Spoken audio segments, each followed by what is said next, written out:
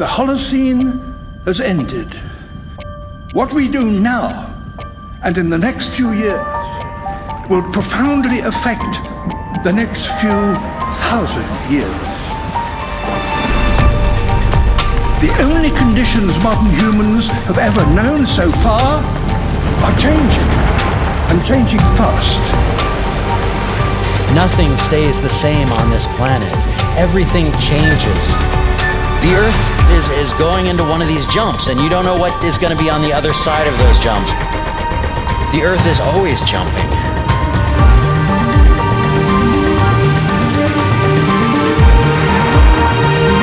Things move on this planet. Things are not still. Everything is turning.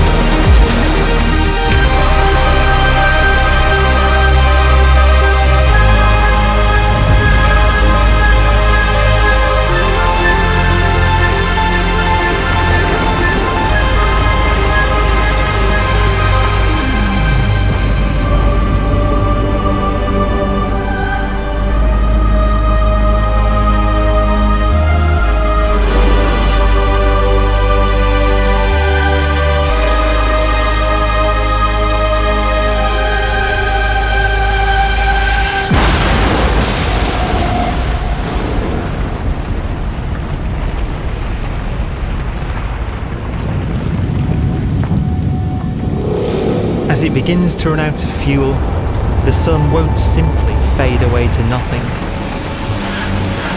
Its core will collapse, and the extra heat this generates will cause its outer layers to expand.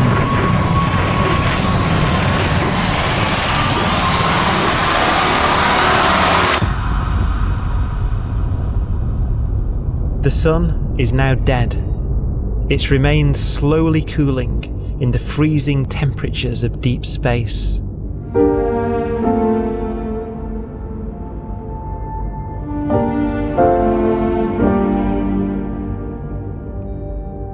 The fate of the sun is the same as for all stars. One day they must all eventually die, and the cosmos will be plunged into eternal night. All stars eventually will run out of fuel. The temperature of the universe drops. The stars, one by one, in the night sky will turn off. And there'll be no more new stars created. And so that the universe will end not with a bang, but with a whimper. And not in fire, but in ice.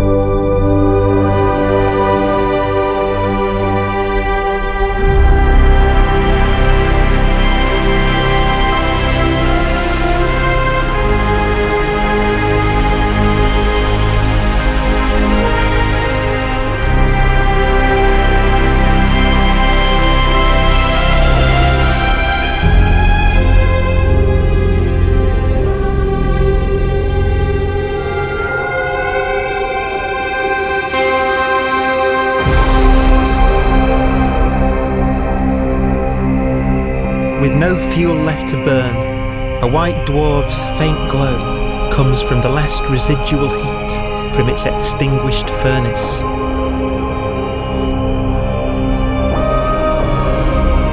Looking at it from where the Earth is now, it would only generate the same amount of light as the full moon on a clear night.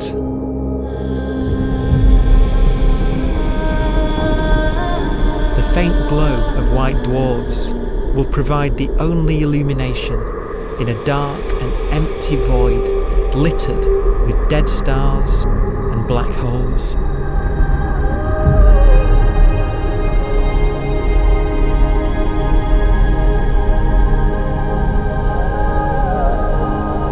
ways, it's kind of a ghost universe. It's the corpses, the zombie stars, that will take us into the future.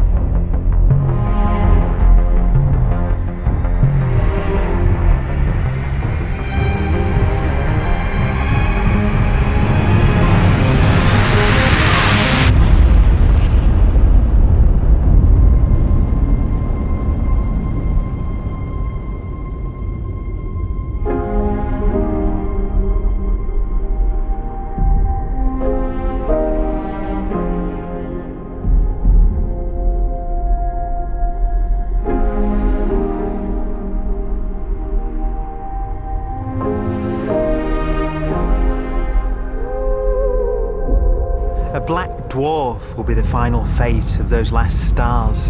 White dwarfs that have become so cold that they barely emit any more heat or light. Black dwarfs are dark, dense, decaying balls of degenerate matter, little more than the ashes of stars. Their constituent atoms are so severely crushed that black dwarfs are 1,000,000 times denser than our sun.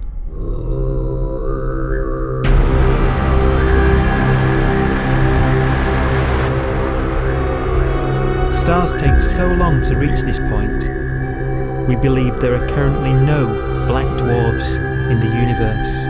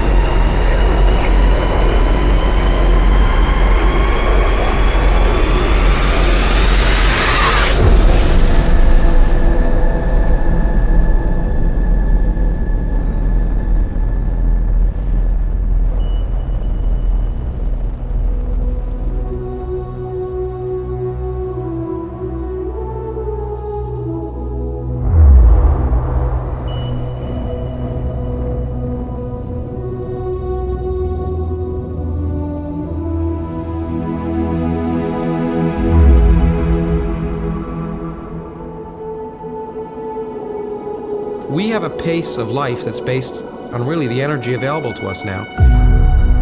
You could imagine living conscious systems which have a very different pace and therefore can extend out at least a lot farther than you'd imagine otherwise. You could have a living system where if it had a thought every 10 trillion years, that would seem normal. Even if our life dies out, one could imagine at some time arbitrarily far in the future, a fluctuation occurs which allows intelligent life to exist again for a little while. So you might have islands in time of intelligence.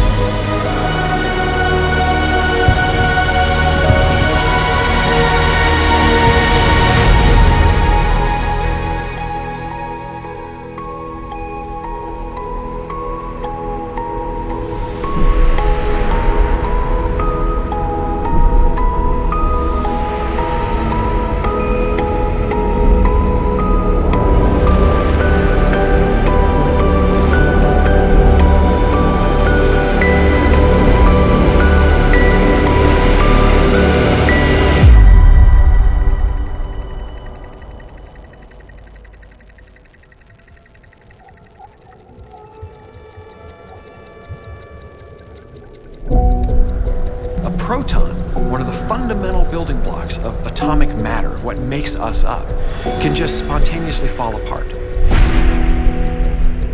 Any material that evades the pull of a black hole eventually dies away as its protons disintegrate.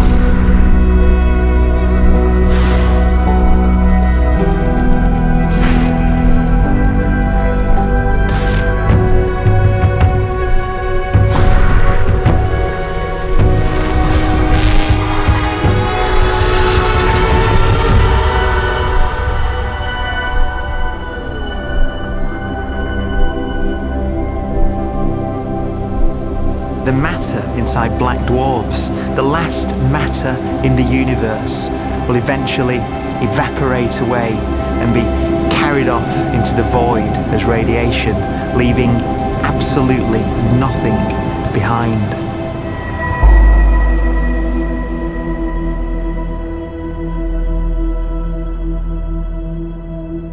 With the black dwarfs gone, there won't be a single atom of matter left.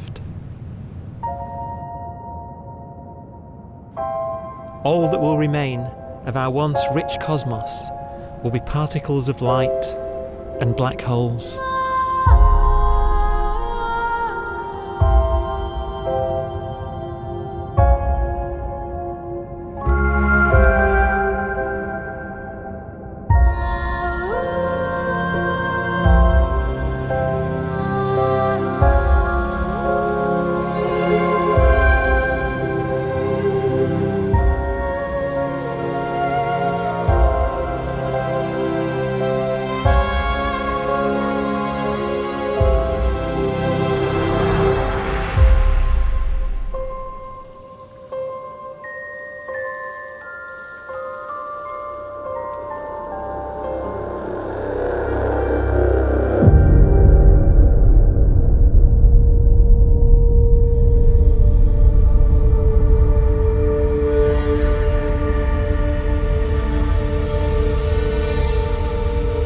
The arrow of time creates a bright window in the universe's adolescence, during which life is possible.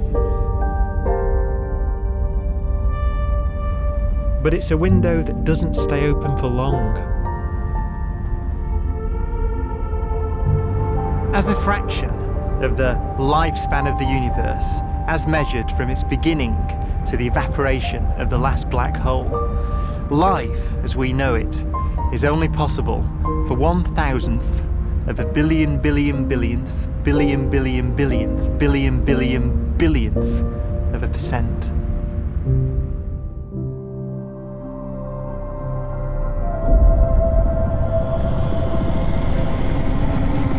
Black holes become the fundamental building block of the universe. A galaxy will basically be a supermassive black hole in a center with smaller black holes orbiting it.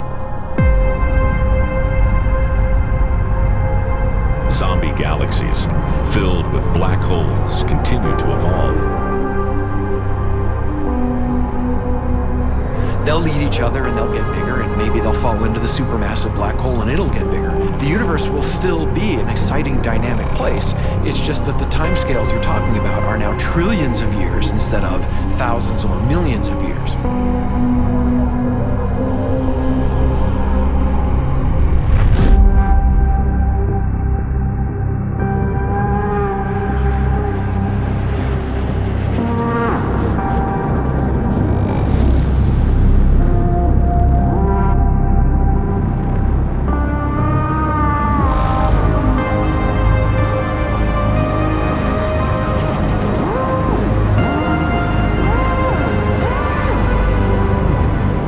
Black holes can bang on space-time like mallets on a drum.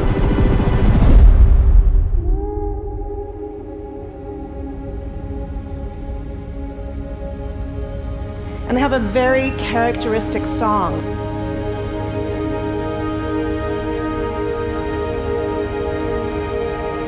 Imagine two black holes that have lived a long life together. At the end of their lives, they're going around each other, crossing thousands of kilometers in a fraction of a second. As they do so, they leave behind in their wake a ringing of space, an actual wave on space-time.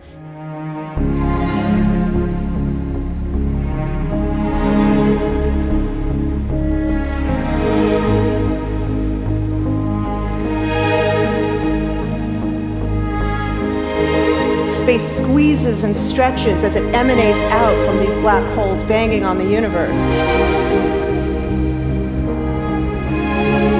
Those are the gravitational waves. They are literally the sounds of space ringing. And they will travel out from these black holes at the speed of light as they ring down and coalesce to one spinning, quiet black hole.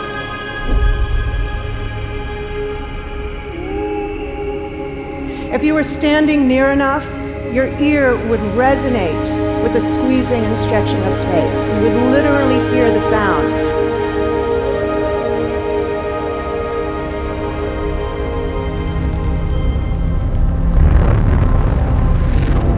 Imagine a lighter black hole falling into a very heavy black hole. The sound you're hearing is a light black hole banging on space each time it gets close.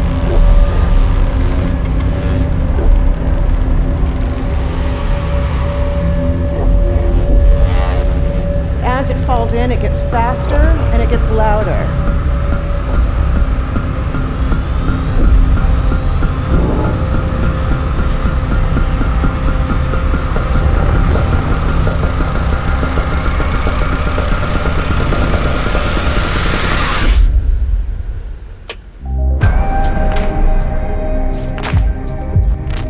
Scientists used to think black holes were immortal, but even these will one day die.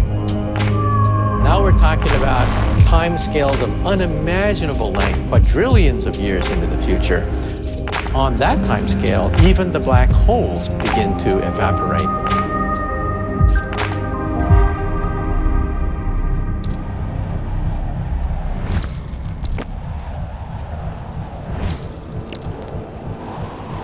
According to quantum mechanics, space is filled with virtual particles and antiparticles that are constantly materializing in pairs, separating, coming together again, and annihilating each other.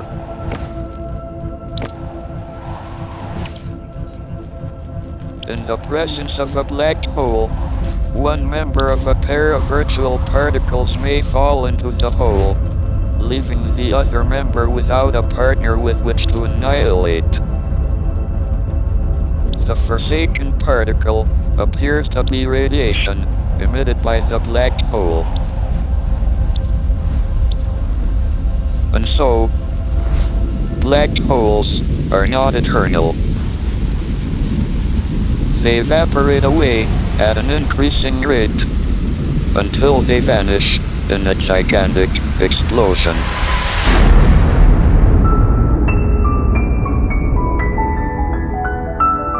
Quantum mechanics has allowed particles and radiation to escape from the ultimate prison, a black hole.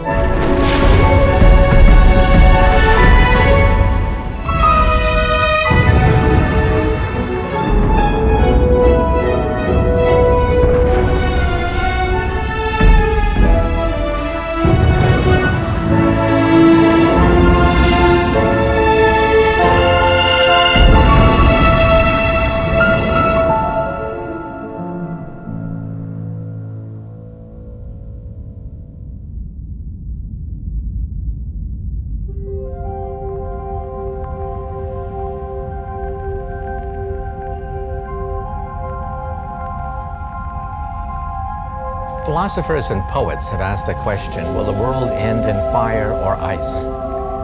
We can now give an answer. The latest evidence shows that the universe is not slowing down, but it's speeding up out of control. And the universe, we think, will die in ice. Trillions upon trillions of years from now. Empty space itself has energy. In every little cubic centimeter of space, whether or not there's stuff whether or not there's particles, matter, radiation, or whatever, there is still energy, even in the space itself. And this energy, according to Einstein, exerts a push on the universe. What is the weird stuff that's accelerating the universe? We call it dark energy. And this stuff is the dominant stuff of the universe. Almost 3/4 of the matter-energy content of the universe is this dark energy. And we don't know what it is. Dark energy, unlike matter or radiation, does not dilute away as the universe expands. This has crucial implications for what the universe is going to do in the future. So what will be the future of the universe? Well, if the dark energy remains dominant and repulsive, the universe will expand forever.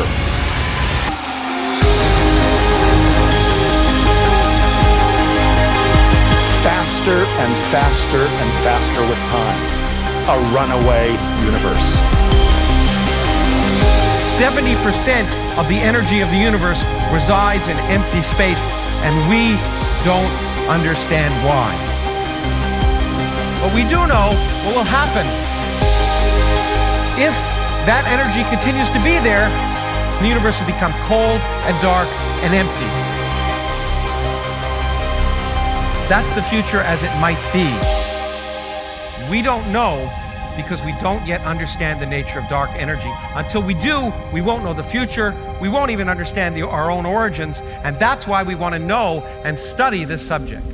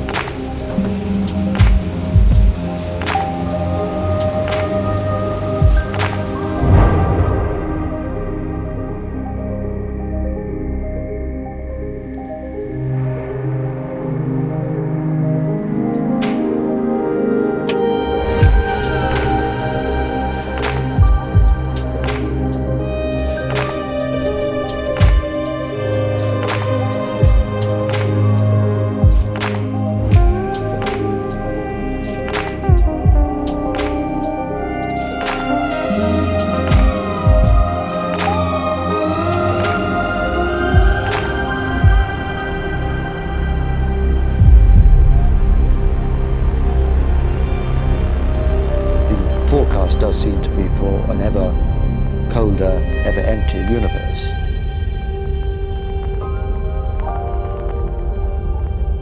But then, of course, we have to ask, could that end lead to a new beginning?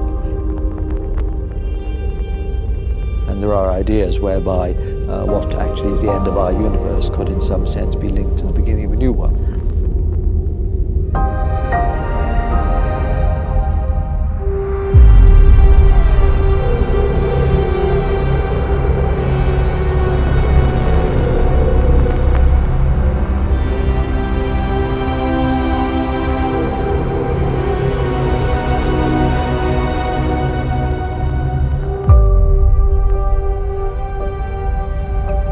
We've worked out the mathematics, the equations. They seem to say that if you have an atom smasher that can concentrate tremendous amounts of energy at a single point, you can perhaps open up a gateway, a baby universe.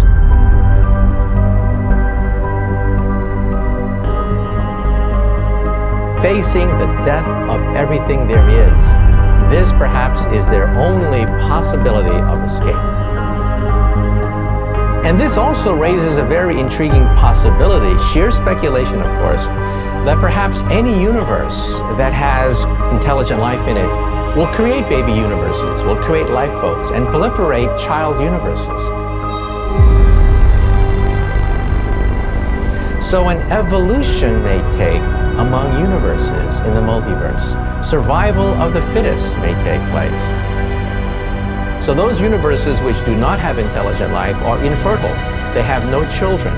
But those universes that have mild temperatures, stars like us, would create civilizations that could open up child universes, and they would then proliferate.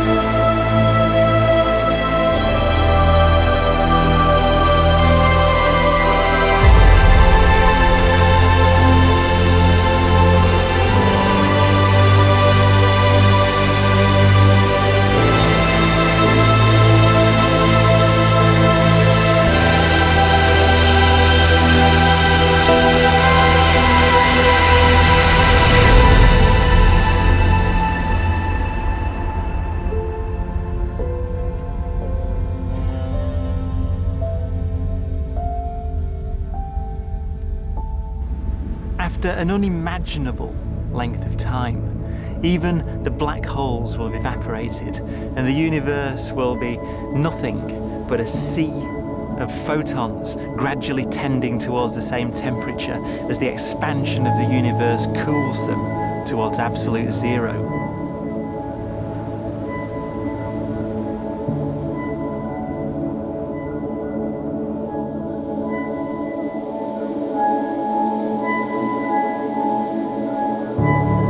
Once the very last remnants of the very last stars have finally decayed away to nothing, and everything reaches the same temperature, the story of the universe finally comes to an end.